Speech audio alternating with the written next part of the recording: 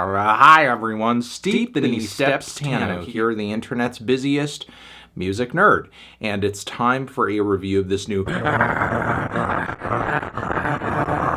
new album here is a side project under another name from producer and DJ extraordinaire, Mr. Kieran Hebden, aka Fortet. One of the best and most interesting electronic music artists to break on the indie scene in the 2000s. In fact, I still look back fondly when it comes to a lot of his early works. Of course, the electroacoustic timbres and fusions that were all throughout rounds. Meanwhile, There's Lovin' You is actually one of my favorite records of the 2000s period, and I think personally the defining record for the micro house genre. Tracks on that thing like Love Cry still blow my mind to this day. So yeah, this guy had a very solid run in the 2000s, but the following decade of output for Kieran would take a very different shape, in my opinion. It's like he grew tired of crafting albums that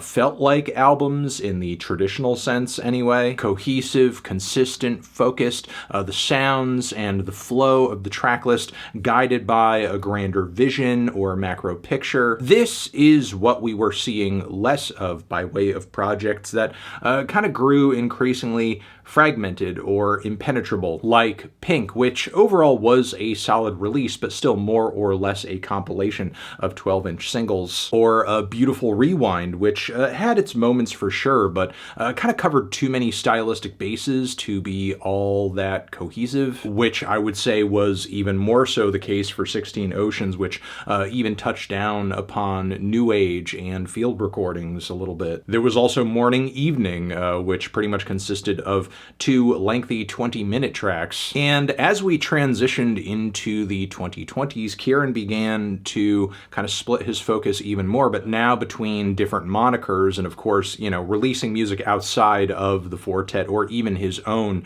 given name is nothing new for this man. But it starts to tell a different story when you are consistently starting to drop new tracks under this name of like different symbols and webdings that are impossible to search. It really became a if you know sort of thing for a minute. That is until recently when this name began to pop up more and more as like a related artist when you actually looked up Kieran's or Fortet's music. Because yeah, this is now the second full-length album under this name. And dropping music in this way feels less like a mode of kind of expression and kind of reframing audiences' minds so they go into a project like this not quite expecting another Rounds or another There's Love or even another Pink, because it's not like musically and stylistically what Kieran is doing on this record is that radically different from some of the output under his own name, which kind of makes this project feel like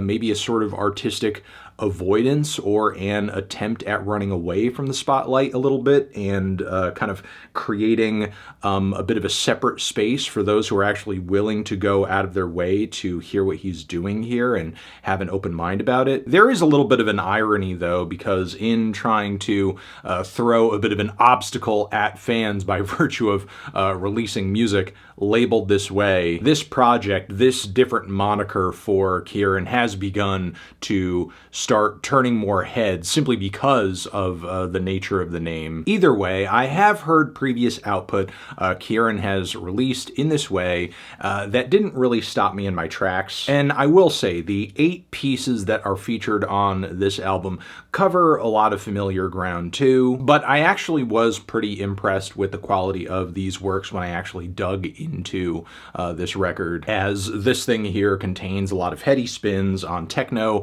house, IDM. These cuts are packed with dub effects, with micro samples, with acoustic textures, with gentle glitches, otherworldly atmospheres. Yes, it is a bit on the shorter side at 37 minutes, but it's also varied too, and very much proof that Hebden has a lot of gas in the tank to this day, even if he seemingly has very little interest or passion in creating a project that has a flawless guided progression to it, because each one of these moments is for sure impressive on an individual level. The opener definitely eases us into things, but still is an otherworldly display sonically. There's also an incredible beat switch in the final leg of it too. Not to mention the track not only blends together different grooves across its runtime, but different instrumental palettes that feel lifted from a couple different cultures at least, as Kieran is obviously no stranger to not just bringing together different electronic music styles, but different styles of folk music too. I also really appreciate these kind of